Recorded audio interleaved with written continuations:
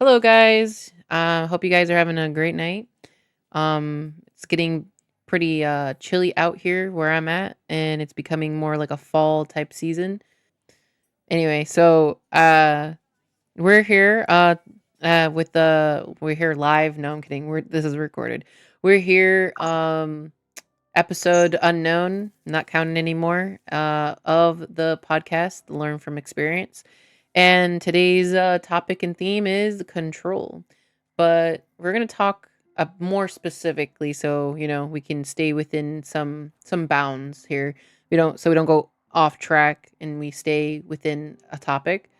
We're going to talk about the worldview within within control.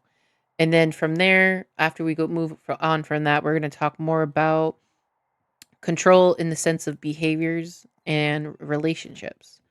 We're going to start off with that worldview right about now, and I'm going to start with just talking about like the parameters of like worldview, and like the spectrum of like in the lens of control. Um, we were talking about this off camera, or not camera, but not recording. Um and I think the way I see like one of the way I see like a worldview in the lens of control is like on one end you have like the butterfly effect. Everyone's probably seen that movie with Ashton Kutcher. Um where he gets to go back in time, and each time he's just changing small things, small little things, and it just the future he comes back to is just drastically changed. Um, that is like, that's one way of looking at it. That's like the extreme version of like every little minute thing that you do in your life has some effect to something somewhere out there. Everything's like a web of like influence, a web of that's of connection that if you do one thing in one aspect, it has like it has an influence in another aspect far, far away.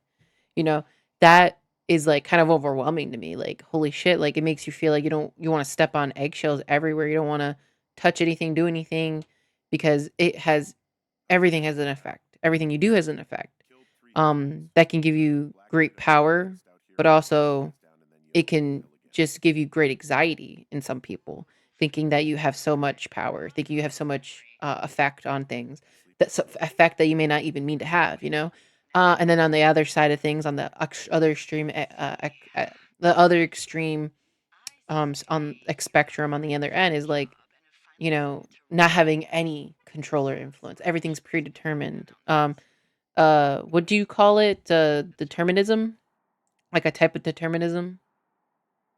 Yeah, there's different types of determinism, but it would be the word. Yeah. Um, it's like, when nothing you do has any effect, everything's already laid out. Everything that will happen will happen. What will be is what will be. And like that's just, that's a whole other kind of like nihilistic kind of way of being is like do I have any control? Do I have any like power over my life? Is there any purpose or point to even doing anything if I can't change anything, if I can't make any if I don't like where I'm at and I can't and everything's all predetermined, like is there any way to get out of a hole I'm already in type of, mentality. And then Depends on yeah, your view of nihilism. yeah, Friedrich Nietzsche's view of nihilism is often misunderstood, at yeah. least in the mainstream, I guess. The point is the Übermensch, right? The God man is self-determinism. Mm, okay. That's interesting. I don't I have like a Friedrich Nietzsche book somewhere in my shelf somewhere. I haven't really read it. I tried reading it, but like my god, is it kind of boring and dry to me. that's the that's the thing with a lot of these old books. Yeah, They can get very yeah. they have like convoluted ways of English. Like it's like, dude, I have to like read a sentence and I feel like I'm like reading Shakespeare, having to decode everything. I'm like, what the fuck is he trying to say? I Ugh. love it personally. Yeah, you love it, person. Of course you would. Yeah. Though like I said, I have a lot of books in my inventory here, and I tried reading them. I thought I could get into them, but my man, I'm maybe someday. I don't know. Maybe today's the day. I am currently reading a really cool book. Maybe I'll talk about it in another episode where It's called The Righteous Mind by John Haddett. I think that's how you say it, Jonathan Haddett. The Righteous Mind, and it's pretty interesting. It's talking. It's basically the whole premise of the book is just talking through a psychological lens of why political and religious views of morality divide us, and how maybe understanding each other can help bring us together. Basically, that's the premise of the book.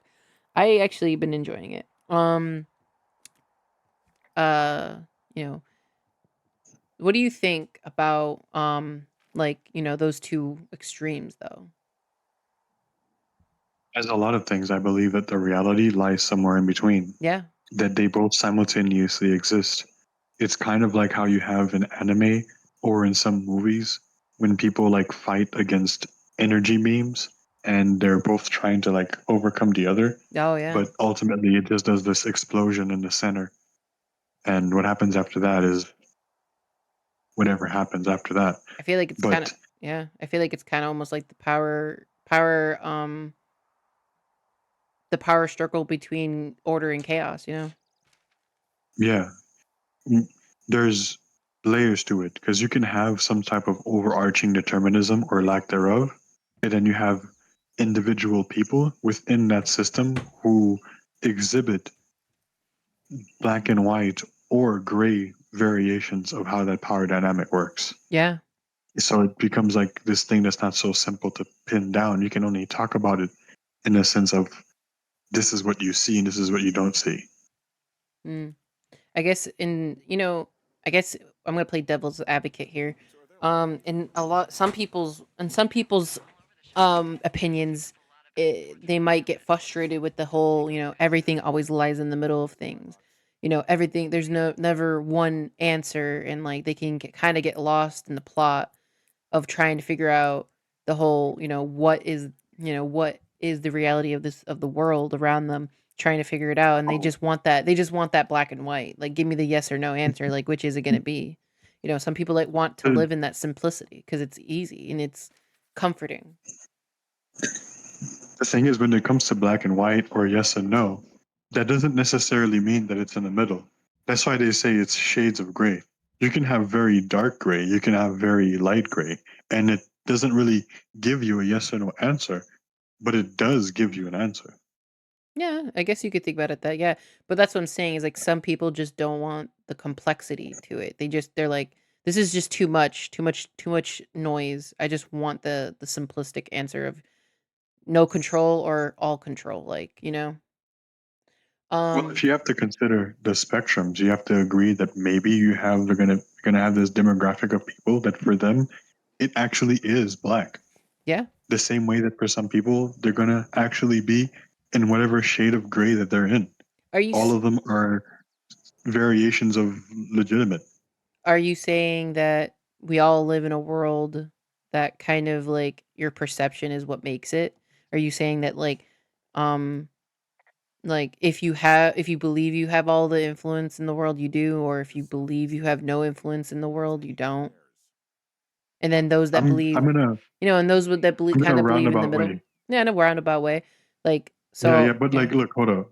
It's when it comes to stuff like this, people have to kind of wrap their mind around it. The spectrum is not from like 1 to 100. It's more like from 0 to 100. And it might seem like doesn't mean anything. Like, what's the difference between 0 and 1? And that difference means that the center is not like 50, right? Because 50 is halfway, right? It's more like the center is somewhere else.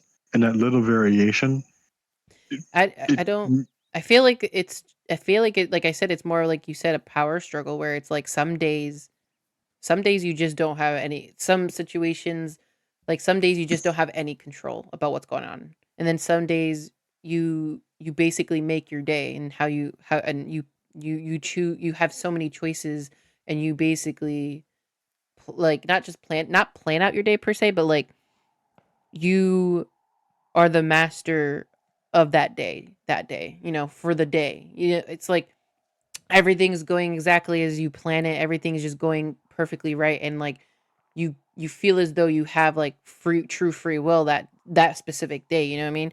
So I feel like it's like a power struggle of like depending on, I don't know, the orange Jesus of the universe, and every day is just a different ratio of like 0 to 1. You know what I mean?